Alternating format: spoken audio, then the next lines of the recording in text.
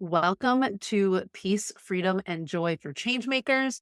I am your host, Michelle Vandehay, and today's 5 minute message is there is an I in team.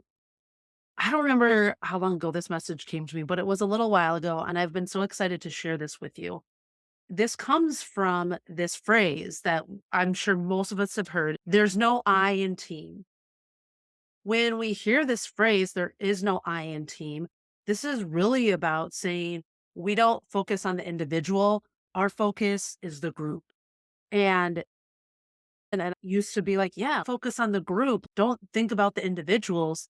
And then I started thinking about it, especially in the context of being trauma sensitive and creating a trauma sensitive culture. I am going to read a definition from Merriam Webster Dictionary. It says team is a number of persons associated together in work or activity, such as a group on one side, like in a sport or a debate, or in work associations. Each person is what? An individual. And an individual is an I. And here's where I want to focus our attention is when we say there isn't an I in team, that's saying we don't focus on individuals, we focus on the group. When we say that, that's black and white, either or thinking. And if you've been around me for any amount of time, we talk about the and. I have my ampersand symbol with me almost at all times. Let's talk about the and. What if we focus on the individuals and the group? When we do that, it's taking this context of self care. It's saying that I need to look after me, while collective self care is we need to look out for each other. Having a trauma sensitive culture or being trauma sensitive is you need to look after yourself and we need to look after each other. It's not either or, it's both. When we can take care of ourselves, that helps us to take care of the group. When you take care of yourself, it helps you to create more impact. When you take care of yourself, it helps you to create the sustainable change that you want to create in the world. So shifting from it's either me or the group, or it's either the group or me, and I have to decide. We don't have to decide. We can do both. And they both help each other. And so the other thing I want to share is when I thought of this, because part of this saying is there when we think about how team is spelled, right? It's spelled with there's no I's. It's TEAM. But what I want to show you for anyone who's watching in my Facebook group, Peace, Freedom, and Joy for Changemakers, and if you're listening to the podcast, you're welcome to join. The link is in the show notes to join the community. But what I'm showing here is if you think about the capital letter I, and when I read a capital letter I, it's a long line. It's one line. It's not the one with like the short line at the bottom and the short line at the top. It's an I. And if you think about team, and if you capitalize all of the letters, which is why in this title, I capitalized I and I capitalized team, each letter in team is built up of a bunch of I's. So if you think about T and a capital T, it's an uppercase I, just like the uppercase I looks, and then it's another uppercase I that is perpendicular.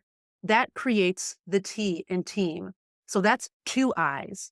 An E is one, two, three, four I's.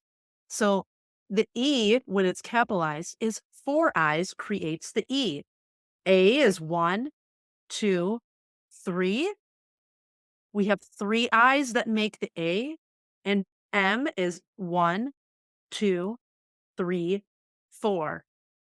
There are four individuals or four I's that make up the team. And I think this is just a really cool example of how this works with the saying of thinking it's either the group or the individual and how it's actually spelled. And that we actually can create, there are a bunch of I's in team.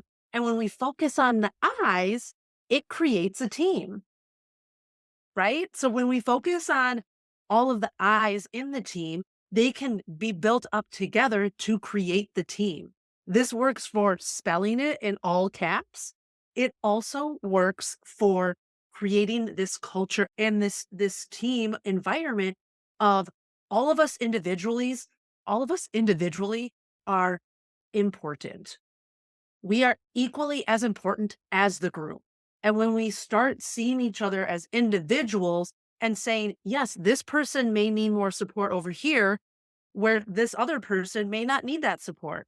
But this person over here may need this type of support, while this person over here doesn't need that. And seeing each person as an individual allows each person to be supported in the way that they need.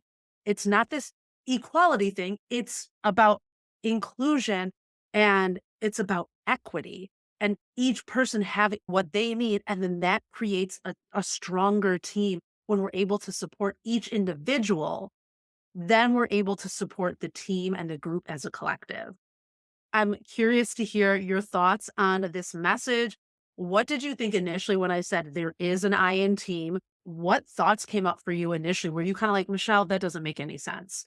And that's okay. When I started breaking it down and saying that there is an I in team and actually the team is made up of a bunch of I's, how did that make you feel? What did it open your mind up to a different way of thinking? You're welcome to send me an email or send me a DM on whatever social media platform we are connected. Everything is in the show notes. You're welcome to join the community, Peace, Freedom, and Joy for Changemakers. The link is also in the show notes. I look forward to hearing more of this message and this discussion with you. Always remember that you are worth it.